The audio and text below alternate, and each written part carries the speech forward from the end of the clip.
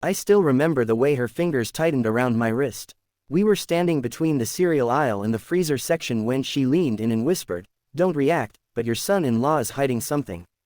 The world didn't shatter. It didn't explode. It just tilted. The fluorescent lights above us buzzed softly, shopping carts rattled across tile floors, and somewhere a child was crying for candy. Everything felt painfully ordinary, but inside me, something had shifted, like a quiet crack spreading through glass. My name is Elena. 7 years ago, I buried my daughter. Even now, saying that feels unreal. 7 years, and I still expect her to call me on Sundays. I still sometimes buy her favorite tea without thinking. Grief doesn't leave, it just learns to sit quietly in the corner. After she passed, my son-in-law, Daniel, became the only piece of her I had left. He had loved her deeply, at least, that's what I believed. They had been inseparable since university. I remember the way he looked at her during their wedding reception, as if the entire room had disappeared. And when my granddaughter, Lily, was born, Daniel would send me photos almost daily. Tiny socks, first steps, messy birthday cake smiles. He always said, "She has her mother's eyes." I trusted him. Every year since my daughter died, I've sent Daniel $40,000. I told myself it was for Lily, for her school, her future, stability. I didn't want them to struggle. Daniel had insisted he didn't need it, but eventually he accepted. "It's what she would have wanted," I told him. Maybe I needed to believe that. That afternoon at the supermarket, I had been comparing pasta brands when Margaret, my neighbor of 12 years, appeared beside me. She wasn't just a neighbor. She had brought casseroles after the funeral. She had sat with me on sleepless nights. She had cried with me when Lily started kindergarten. Margaret wasn't dramatic. She wasn't impulsive. She chose her words carefully. Which is why the tremor in her voice unsettled me more than the words themselves. "Your son-in-law is hiding something." I laughed at first. A reflex. "Margaret, what are you talking about?" Her grip tightened. "I saw him." "Doing what?" She glanced around, lowering her voice further. "With someone." I felt a flicker of irritation. Not anger, defensiveness. Daniel had mourned for years. He had stayed loyal to my daughter's memory. He still kept her photos in the living room. He wore his wedding ring long after most people would have taken it off. "With someone how?" I asked carefully. Margaret hesitated, and that hesitation frightened me more than any immediate answer could have. "I could be wrong," she said quickly. "I hope I'm wrong." But it didn't look innocent. The words echoed in my head all the way home. It didn't look innocent. That night, I replayed every interaction I'd had with Daniel over the past year. Every phone call, every visit. Had there been signs? Had I missed something obvious? There were small things, maybe. He'd stopped answering late-night calls as often. He used to pick up on the first ring. Lately, sometimes it went to voicemail. He had postponed our last 2 Sunday dinners, saying Lily had school projects or that he was overwhelmed with work. And there was the house. I hadn't visited in nearly 3 months. Daniel always offered to bring Lily to me instead. "It's easier this way," he'd say. "Less travel for her." At the time, I thought he was being considerate. Now, I wasn't so sure. Still, doubt felt disloyal. I hated myself for even entertaining it. Daniel had been there when I couldn't get out of bed. He had handled paperwork after the funeral because I couldn't think clearly. He had held my hand at the cemetery. People don't fake that kind of devotion. Did they? The next morning, I called him. "Hi, Mom," he answered warmly. He had called me Mom since the wedding. "Everything okay?" "Of course," I said, forcing lightness into my voice. "I was thinking, maybe I could come over this weekend. It's been a while." There was the smallest pause. Just a second, but I heard it. "Actually," he said, "this weekend might be tricky. Lily has a birthday party, and I have some work deadlines." "I won't stay long," I replied gently. Another pause, then a sigh. "Okay, Sunday afternoon." "Sunday afternoon," I repeated. When I hung up, my heart was racing. Why was I nervous to visit my own granddaughter? Sunday arrived gray and cold.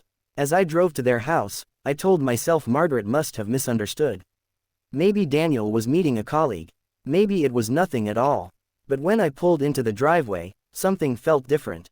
The curtains were drawn. They were never drawn during the day. And there was a car parked across the street I didn't recognize.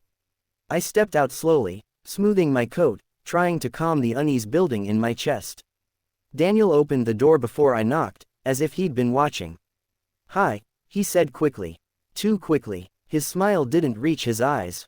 The house smelled different, not bad, just unfamiliar. A floral scent I didn't recognize. My daughter had always preferred vanilla candles.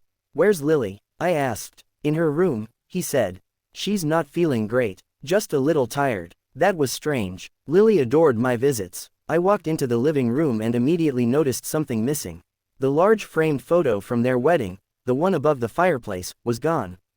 In its place hung a landscape painting I had never seen before. Oh, I said softly, trying to sound casual. You redecorated. Daniel rubbed the back of his neck. Yeah, I thought it was time for a change. Time for a change. The words settled heavily between us.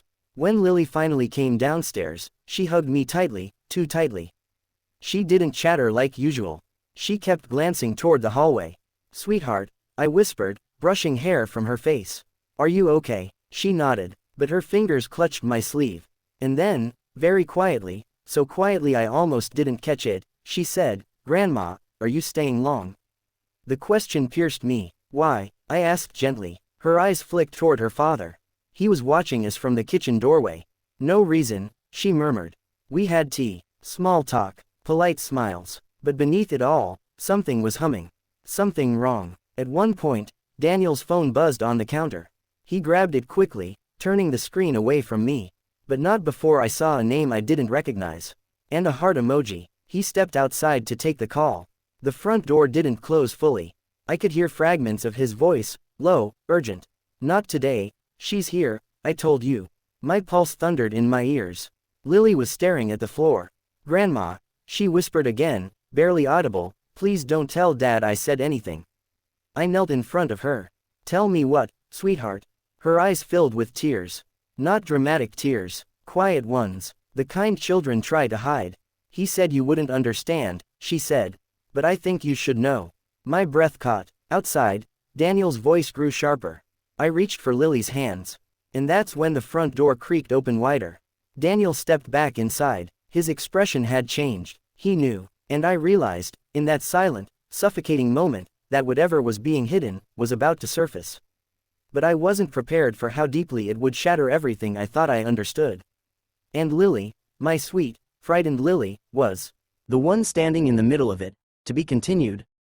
Daniel stood in the doorway, phone still in his hand, his jaw tight. For a second, no one moved. Lily's fingers were still wrapped around mine. I could feel the tremble in her small hands. Daniel's eyes flicked from her face to mine, and something passed between us, an unspoken realization that whatever had been hidden was now dangerously close to exposure. What were you two talking about? He asked, too casually. Just school, I replied evenly.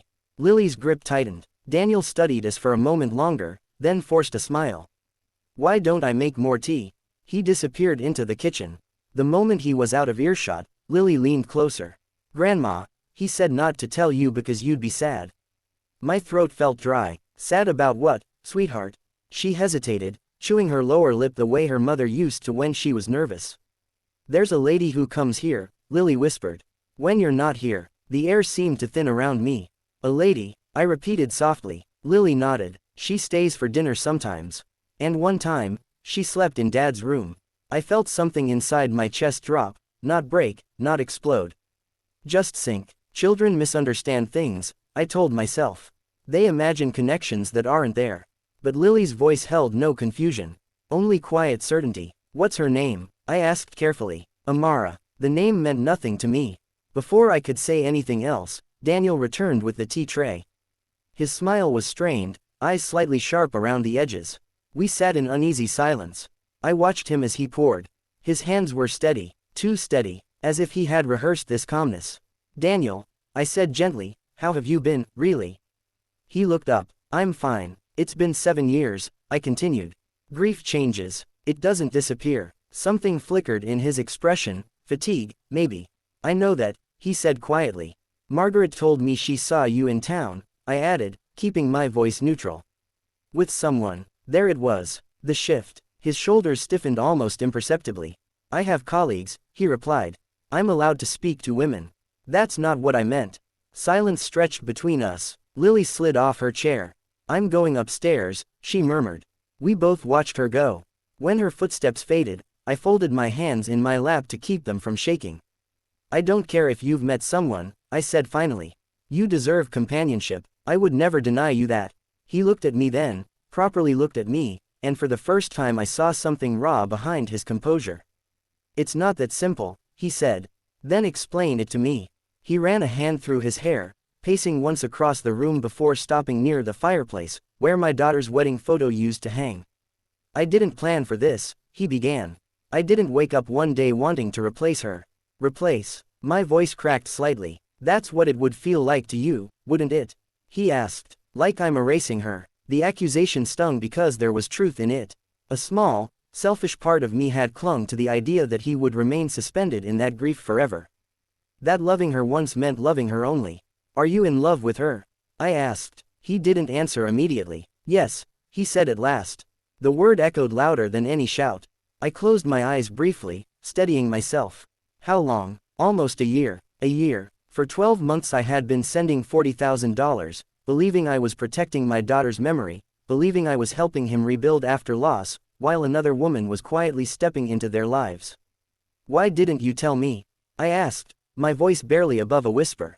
Because every time I tried, I saw your face, he said. You still talk about her like she just stepped out of the room. I didn't know how to tell you I'd stepped forward. The words hurt, but they were honest. And the money? I asked carefully. Does she know about that? He froze. That was answer enough. She thinks I've been managing on my own, he admitted. I didn't want her to feel indebted. Or that I was dependent.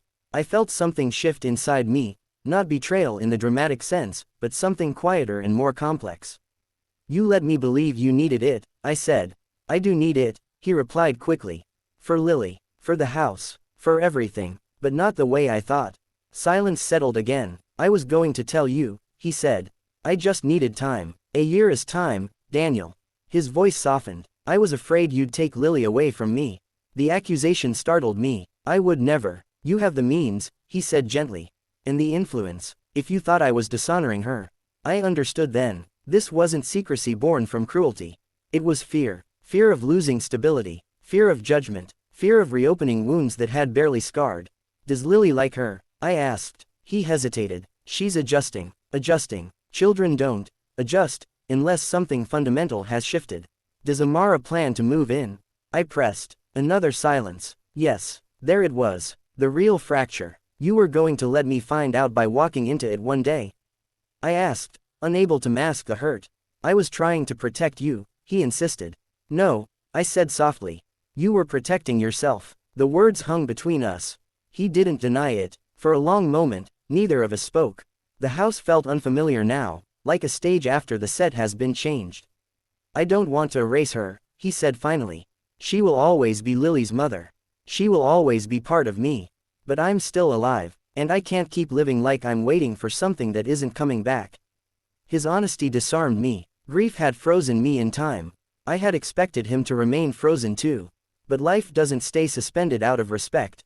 It moves. I need to meet her, I said quietly. His head snapped up. What? If she's going to be in Lily's life, I need to know who she is. He searched my face, perhaps expecting anger or ultimatums. Instead, I felt something else, something painful but clear. I'm not losing another family, I continued. Not to silence, not to assumptions. He exhaled slowly, some of the tension leaving his shoulders. Okay, he said, but as he said it, his phone buzzed again on the table. The screen lit up. Amara. This time, he didn't turn it away. I looked at the name, at the small heart beside it, and for the first time, instead of seeing betrayal, I saw a crossroads. The real question wasn't whether he had moved on. It was whether I could. Upstairs, I heard Lily's door creak open slightly. She was listening, waiting. I realized then that this wasn't about loyalty to the past. It was about the future we were about to build, or destroy, with our next choices. Daniel picked up the phone, his eyes still on mine. Hello, he answered quietly, and as he spoke, I understood something that unsettled me more than Margaret's whisper in the supermarket ever had. The secret hadn't shattered us, but what we chose to do with it just might.